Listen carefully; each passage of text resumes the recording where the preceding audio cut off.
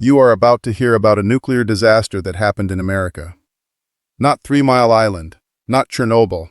This one happened 30 miles from downtown Los Angeles.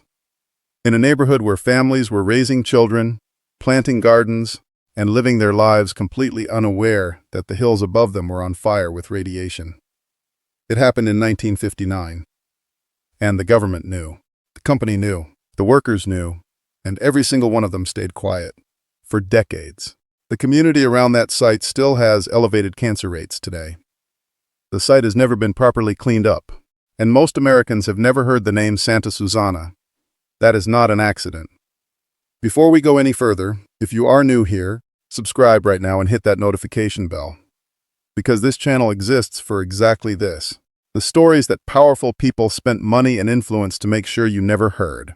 The cover-ups that happened in broad daylight while the press looked the other way. The victims who were told to stay quiet and did, because they had no choice. We do not do conspiracy theories here. We do documented history.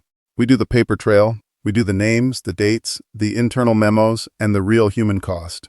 If that is the kind of history you have been looking for, you are home. Now let us talk about what happened in the hills above Los Angeles in the summer of 1959. The year is 1947. The Cold War is just beginning to take shape. The United States government is terrified. The Soviet Union is developing nuclear technology at a pace that nobody in Washington expected, and America needs to catch up, fast. So the government does what governments do when they need something done quickly and quietly. They hand it private contractors. A 800-acre site is established in the hills between the San Fernando Valley and Simi Valley, about 30 miles northwest of downtown Los Angeles. They call it the Santa Susana Field Laboratory. On paper, it is a rocket testing facility, and it is. Rocket engines are tested there. Propulsion systems for the early American space program are developed there. Some of the engines that eventually sent American astronauts to the moon were first fired in those hills. That part of the story is the part they like to tell. The part they put in press releases and corporate histories and commemorative plaques. But that is not all it is. Deep inside that site, in a section called Area 4, the government is running something else entirely. Nuclear reactors, 10 of them. Experimental ones. The kind where the science is still being figured out in real time. The kind where the people running the tests are learning what these machines can do by watching what happens when they push them to the edge. The kind where nobody is entirely sure what happens if something goes wrong. And something goes wrong. July 13th, 1959. A summer evening in the hills above Los Angeles. The city below is alive. People are driving home from work, sitting down to dinner, putting their children to bed. The San Fernando Valley in 1959 is the American dream made physical. New houses, new schools, new families building new lives in the California sun.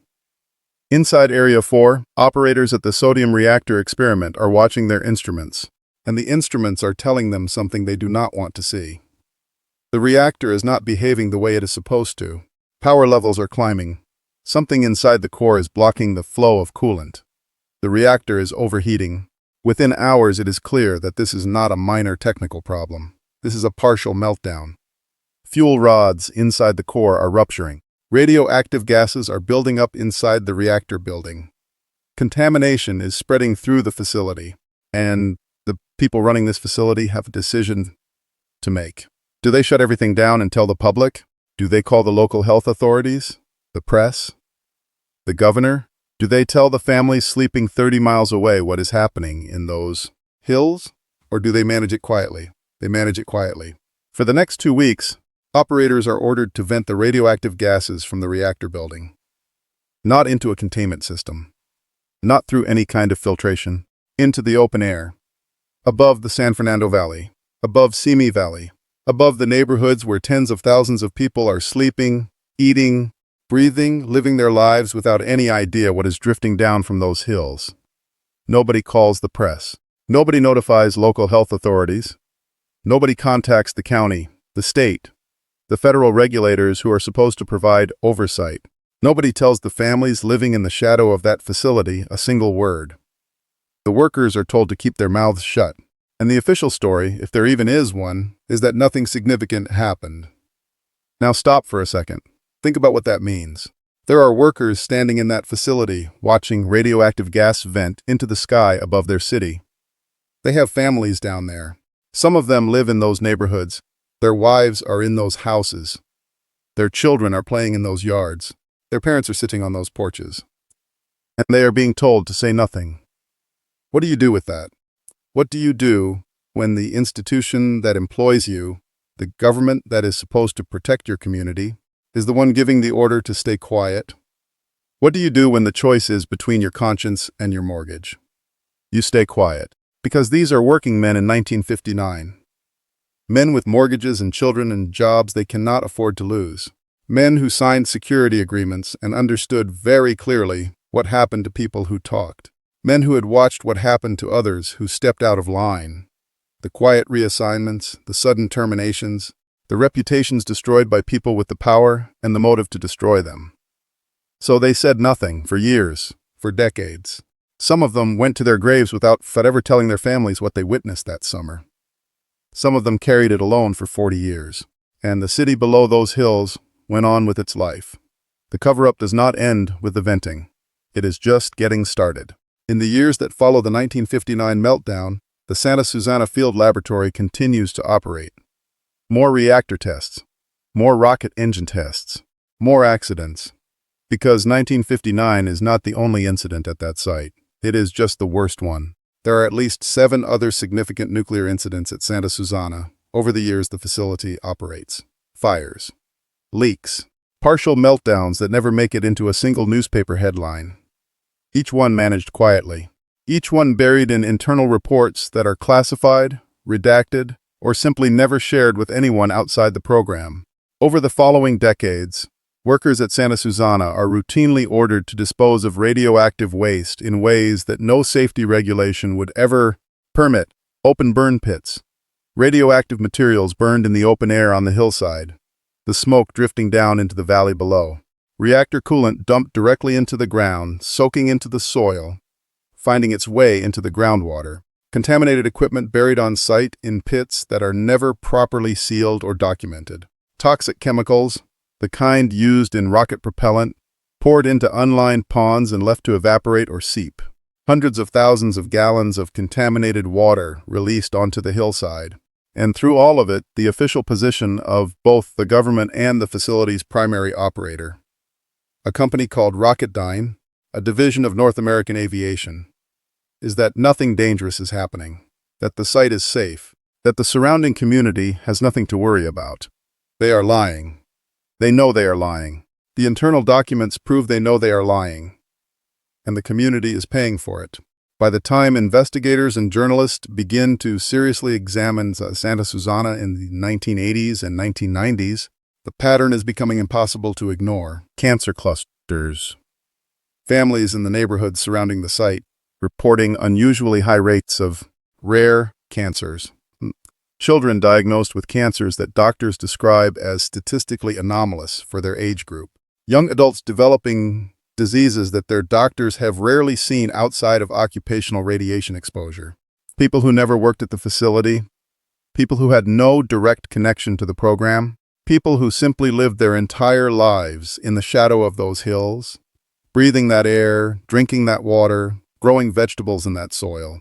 A group of workers and former workers eventually sue Rocketdyne. Their legal battle drags on for years. Most of them do not live to see it resolved. An independent advisory panel is eventually formed to examine the health impact of the 1959 meltdown specifically.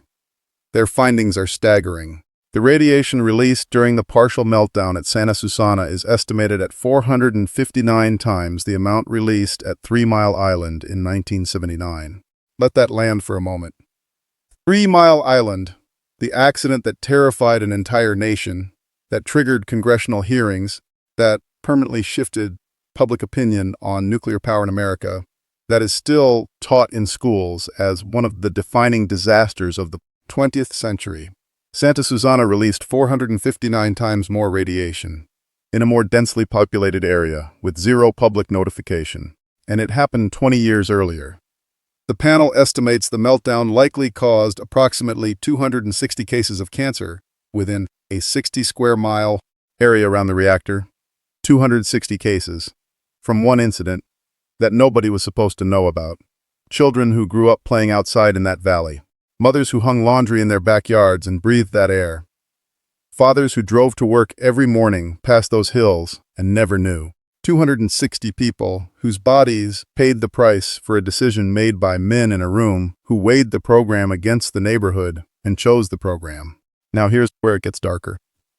Because by the time this information starts coming out, by the time the independent panels are publishing their findings and the whistleblowers are finally starting to talk, and the declassified documents are finally reaching people who can read them clearly, you might expect that the response from the government and from Rocketdyne would be accountability.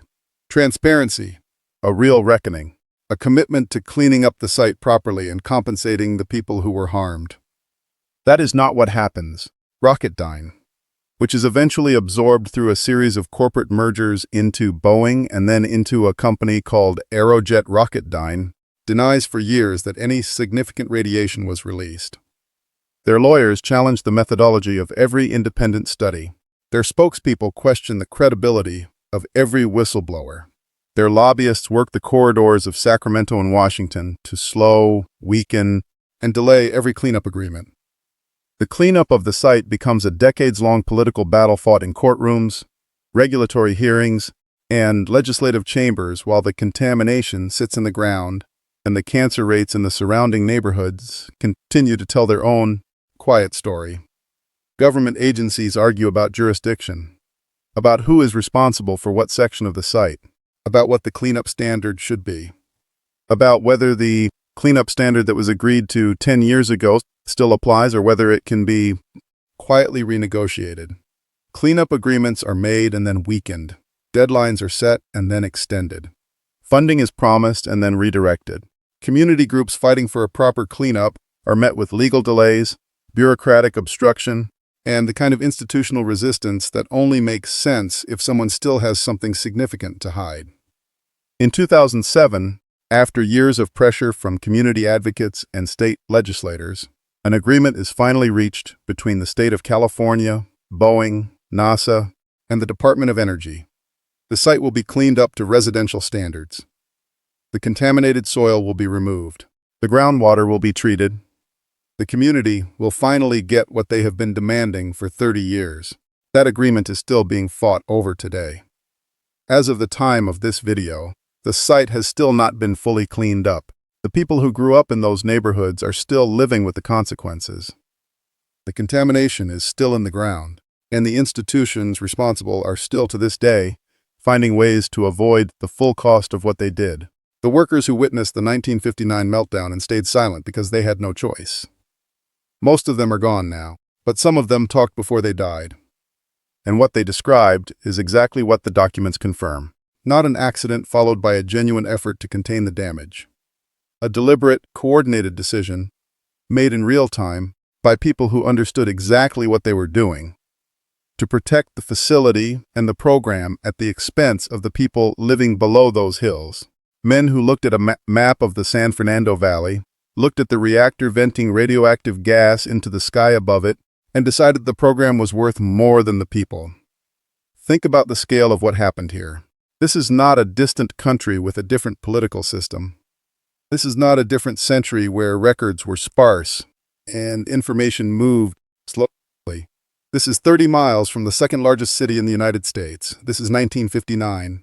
The post-war boom, the era of American optimism, the moment when the government was asking ordinary Americans to trust it completely, to build fallout shelters in their backyards, and teach their children to duck and cover, all while promising that the people in charge knew what they were doing and had everyone's best interests at heart. And in those same hills above Los Angeles, that same government was venting radioactive gas over a sleeping city and telling its workers to say nothing.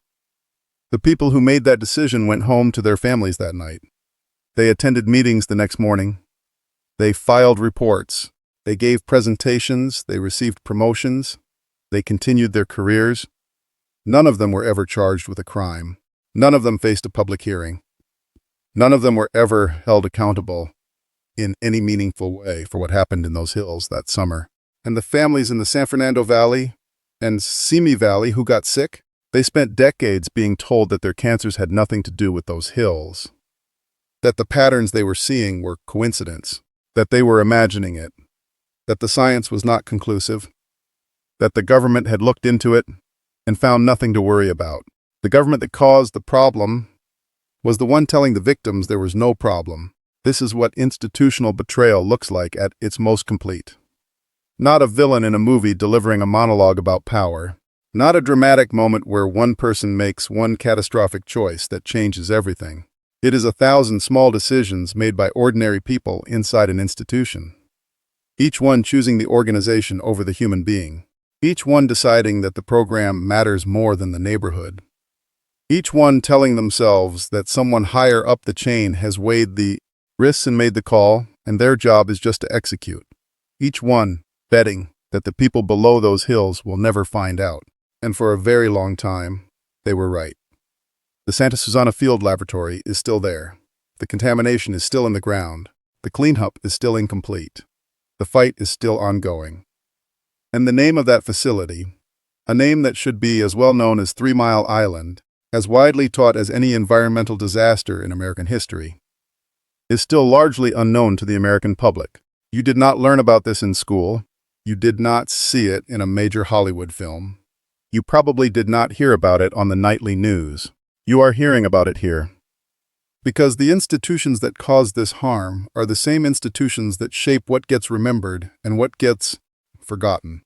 The same companies that lobbied against cleanup are the same companies that fund university research programs and sit on museum boards and sponsor the kind of civic life that earns you the benefit of the doubt. The same government agencies that classified those documents are the ones that decide what gets included in textbooks and what gets left on the cutting room floor. The cover-up does not end when the meltdown stops. It does not end when the documents are declassified. It does not end when the lawsuits are settled or the panels publish their findings. It ends when enough people know. When the name Santa Susana is as familiar as the names of the people it harmed. When the communities that lived in those hills get the acknowledgement and the cleanup they were promised. When we stop treating this as a footnote and start treating it as what it is. One of the most significant nuclear disasters in American history, hidden in plain sight, 30 miles from downtown Los Angeles. If this story hit you, share it. Send it to someone who needs to hear it. Not because we told you to. Because the people who made sure you never learned this story are counting on your silence the same way they counted on the silence of those workers in 1959. Subscribe so you never miss what comes next. Drop a comment below. I want to know, did you know about Santa Susana before today? And if you did not, what does it tell you that you didn't? We read every comment, and we will see you in the next one.